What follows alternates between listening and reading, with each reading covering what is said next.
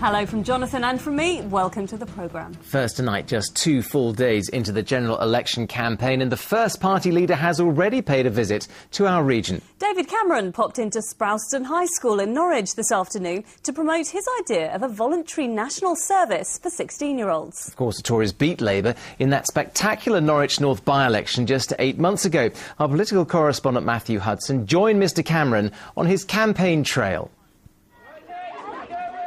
They may not be old enough to vote, but these teenagers had Tory leader David Cameron's full attention. This morning he announced plans for a national citizen service, giving all 16-year-olds a chance to do voluntary work and learn new skills if the Tories win the election. Hence the photo call at this pilot project running at Norwich's Sprowston Community High School. I think the evidence shows that if you come up with something that is inspiring, that's challenging, that's exciting, young people want to do it. And I think there's a real benefit of having a programme that is there for everybody. This was the first visit to our region by one of the main party leaders since the election was announced on Tuesday. And Mr Cameron seemed to enjoy a demonstration of teamwork which any political party would have been proud of. But on the streets of Norwich today, young people we spoke to were divided over whether they had time to do more voluntary work. It's nice to do voluntary work, but I don't really have time, you know, because I need money to eat and enjoy myself and stuff like that, so I don't really have the time to go and do voluntary work. I need to be doing more paid work, if anything. Voluntary is a good idea because it always looks good on the CV. None of us can really afford it. You know, it comes to the point where we have to help our parents out now, where voluntary work just wouldn't be right, really. Busker, Starbuck friend, has been unemployed for 6 months. She says her job centre doesn't like her doing unpaid work. I think part of the problem is that if you do too much voluntary work, the job centre say, oh, well, you're not using your time to find a job, and then you get in trouble for that as well. So. And while Mr Cameron believes he's onto a winner, 2 parliamentary candidates from the other main parties, who are both aged under 30, were quick to rubbish his big idea. Liberal Democrats believe passionately that supporting young people is incredibly important at this election, but we think the real issues for young people are employment, access to skills and access to education. What David Cameron is proposing is something that the Labour Party has proposed a number of years ago, and that's to do with a voluntary service or some sort of voluntary national service for young people. The Conservative scheme wouldn't be compulsory, so whether those school leavers who need it most will want to take part remains a question for the future. Matthew Hudson, Anglia News, Sprowston Community High School in Norwich. Well, Matthew joins us live now from Norwich. So, Matthew, why do you think David Cameron was here so early on in the campaign? Well, I think if you've just made a major policy announcement and you want somewhere to illustrate how it would work in practice, well, where better to go than to a constituency that your party really, really wants to hold on to at the general election.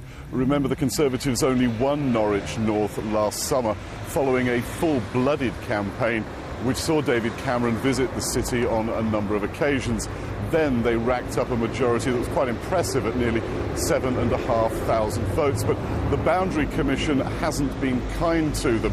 And Chloe Smith, who won on that occasion, well, she faces a real battle if she wants to keep her seat. So call me cynical if you like, but eye-catching initiative plus candidate in need equals party leader visit. I'd never call you cynical, Matt. So that's David Cameron's big day out in Norwich. Are we likely to see a few other big guns, presumably so? Oh, without doubt, Jonathan. I mean, there's a lot of key marginals in our region. If you live in one of those, expect to see famous faces popping up with what could become alarming monotony. We have constituencies in our region where a few people, a few hundred, even a few dozen votes changing hands could be the difference between success and political oblivion. Oh dear. Matt, thank you very much indeed for that. And David Cameron, along with Gordon Brown and Nick Clegg, will take part in the first ever election debate between all of the party leaders. Yes, it's right here on ITV1. Here's Alistair Stewart. It's going to be great. Now, Parliament is packing up and heading for home this evening. Many of the region's MPs won't be returning to the Green benches after election, not because they've been thrown out by the voters. I know 11 MPs are retiring after serving the eastern counties for a combined total of 199 years. Well, our election editor David Hughes joins us now. So, David, whatever the outcome of the election, big changes at Westminster. Yes, across the country, 145 MPs in total are stepping down at this election. Of course, we get a chance as the voters to throw out a good few more as well. Certainly, the House of Commons will be a very different place after the election, with more women and a greater diversity of ethnic backgrounds. And it was the last day of term in the chamber for a number of our region's longest-serving MPs. Campaigning with Maggie, John Gummer is the region's longest-serving retiring MP. A Suffolk MP for more than 30 years, he served in the Cabinet, was party chairman and helped refocus the Conservatives' current environment policy. Controversially, during the BSE and British beef crisis, he fed his daughter a beef burger to reassure the public. Say aye. Aye. Another long-serving MP, Sir Michael Lord, was in the chair for the last day of the Commons. He's the Deputy Speaker and is standing down as the Central Suffolk and North Ipswich MP. Other Conservative MPs standing down this time are Tim Boswell, the Daventry MP for more than 20 years. Malcolm Moss, well, he actually beat Clement Freud in North East Cambridgeshire in 1987. Richard Spring, he's retiring as a Suffolk MP after 18 years. And Christopher Fraser is stepping down as the MP for South West Norfolk. Many of my constituents, of course, the expenses scandal has taken its toll.